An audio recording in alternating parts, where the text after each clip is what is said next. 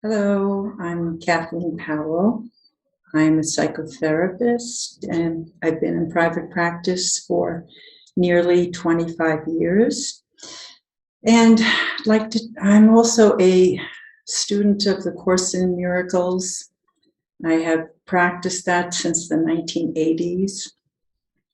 And I'd like to talk to you today about an experience that I have had with a new transmission that came through Kay Villar's, known as Jesus, A New Covenant.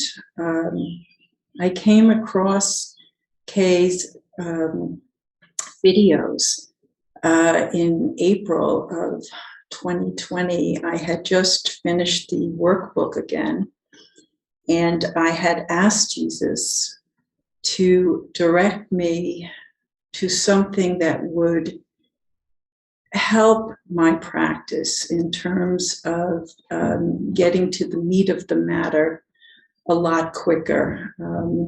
I know you all have the experience of having clients come in and it is essentially a complaining session from one end of the day to the one part of the session to the very end.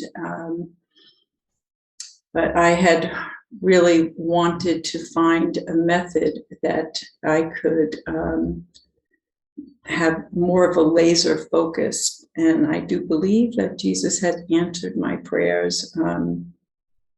Kay had done a series on the psychotherapy pamphlet, which I'm sure most of you are familiar with.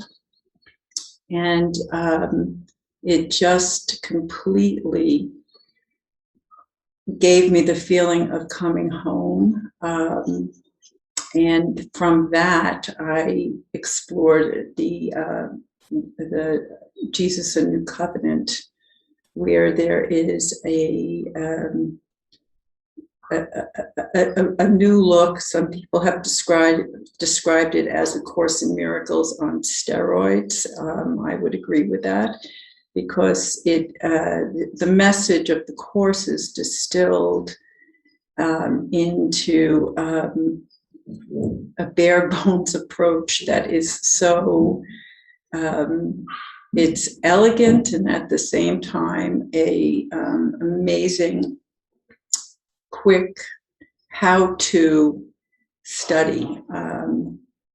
And I started to see how the more I became involved with this work and listening to videos explaining it, as well as light circles, I started to change, and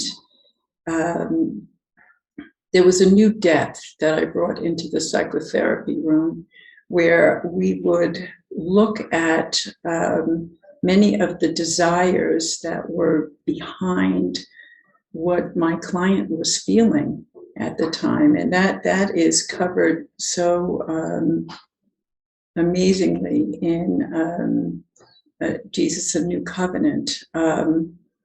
It's a completely new technology as far as I'm concerned, because there's a simplicity and a directness to explore what we would call really secondary gains for many of the issues that the clients come in with.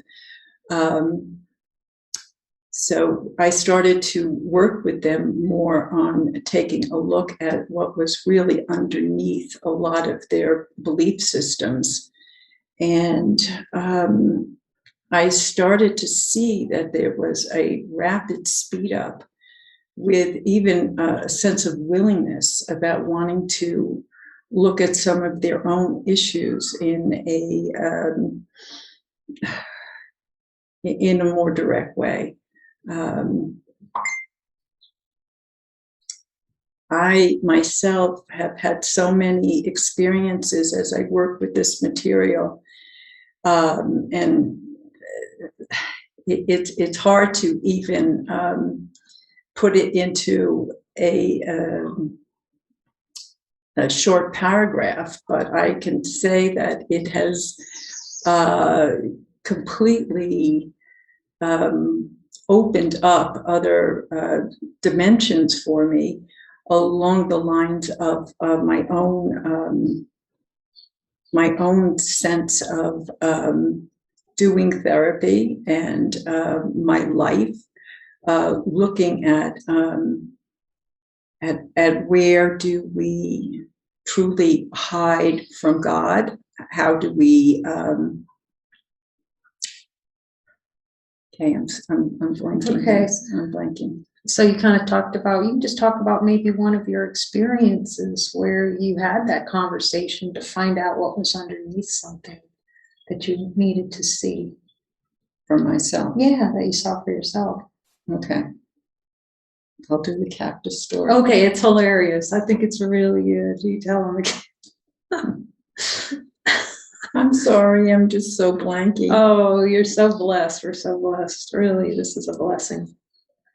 I have to even remember the cactus story for a moment. Are we still recording? Yes, we're still recording. Oh, gee. Okay. I'm sorry. No, it's a beautiful thing for us to share, to be together. We're very blessed to come together in this.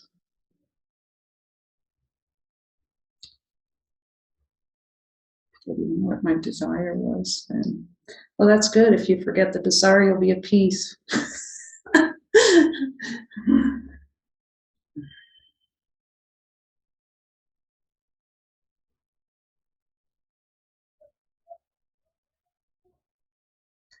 Jesus is reminding me of an experience I had last week.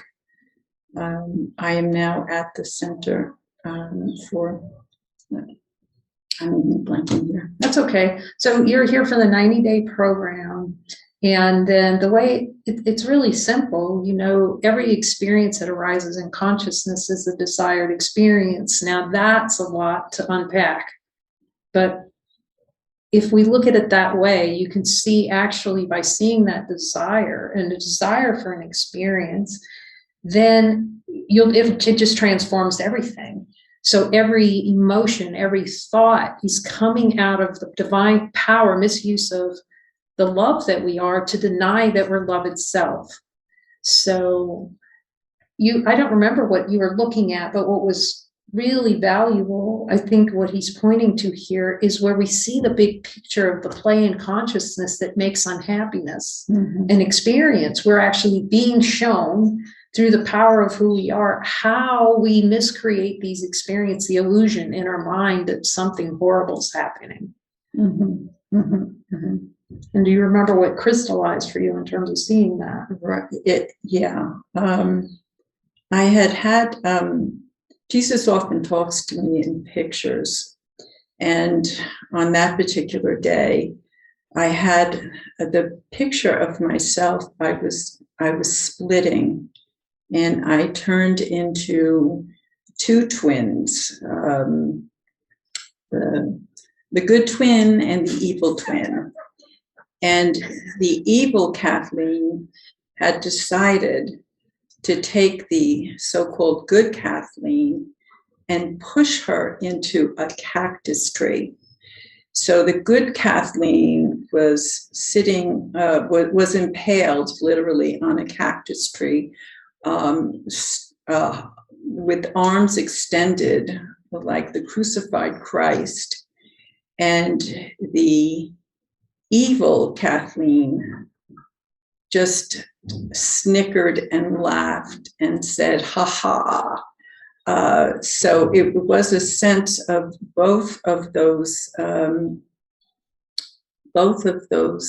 Kathleens at work. The sense for me was that I am the director of the show. What happens to me came from me. And I wanted it. I was relishing the fact that one part of me was hanging up there on the cactus tree, and it was just delightful. And I was licking my chops, so to speak, in complete joy that there was that part of me that was up there on the tree, could not move, was in pain, and it showed me that strong sense that what happens in my experience is truly desired, that I am the writer, director, and producer of the show. And when I was experiencing that, I was stunned, was the first initial reaction. But then I came to see that anything that goes down in my life is something that I first and foremost desired for myself. And the cactus tree story illustrates that so much, because there's always that part in the mind that denies, oh, this was done to me, I'm a victim again, look what happened. But in this showing from Jesus, I could see that I set it up that way. I was impaled on the cactus tree because that was what I wanted. And I remember taking many a deep breath after I saw that in living color.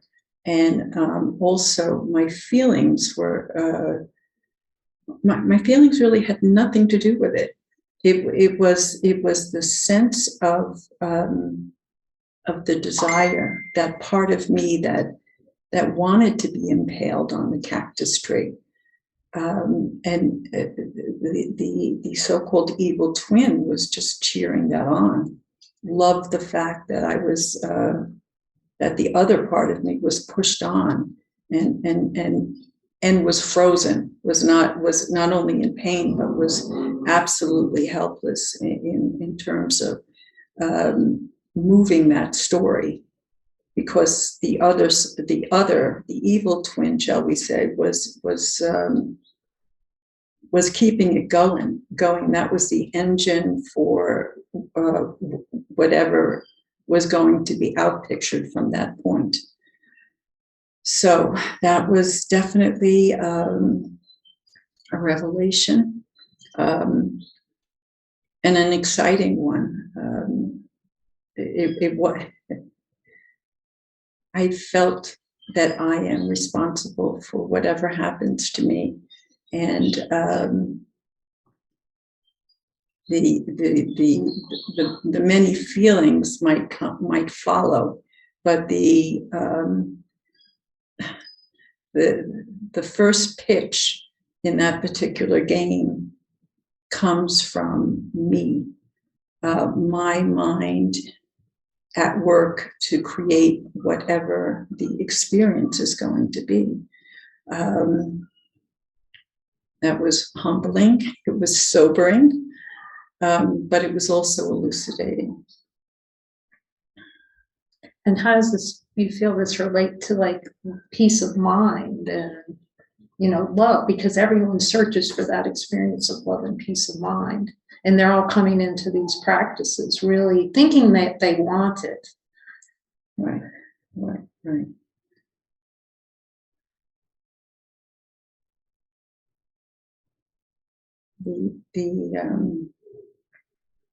I'm freezing again, Kim. Yeah, it's okay. So everyone's had that experience where someone comes to them and they think they want help, but if we don't see how we're creating this in consciousness and then see the picture, when you see the whole picture of it, both the caster on that there's what's at play in the totality, you step back and see the whole picture of it, then there's the joy in it, because you've done that and then you can undo it. You don't have to have run that kind of movie in the mind anymore. That's correct. I do think that this whole approach, once that's identified, can be not only supremely effective, but the client does not have to relive all of the experiences in the telling. It can be a much more direct approach to helping ultimate healing.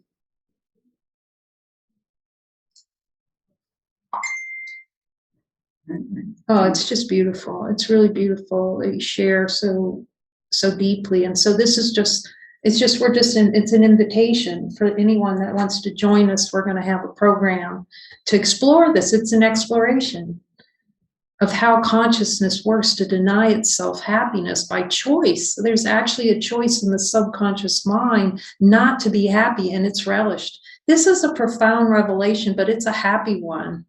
Because then we see we're not bound by the play of thoughts and feelings and emotions. We're never bound by that. Absolutely, absolutely. You know, so it's just an invitation to those that just feel this call for this deep exploration of how consciousness works to create unhappiness, and how in the subconscious mind, that secondary gain, that belief that this actually gets heaven, that these experiences is a way to find love. And then when it's shown in the mind that love cannot be found this way, it's a confusion in the mind about where love is and how to get it, that it can't be found, then the secondary gain is not, it's seen directly that it can't be found by any other means, by a change in mind, a decision in mind, to no longer invest in the experience and the desired experience. Absolutely, absolutely. So yes. It's very, so it's just an invitation we're making. So thank you, Kathleen, for sharing. And if anyone has questions, they can contact us. Yes, please.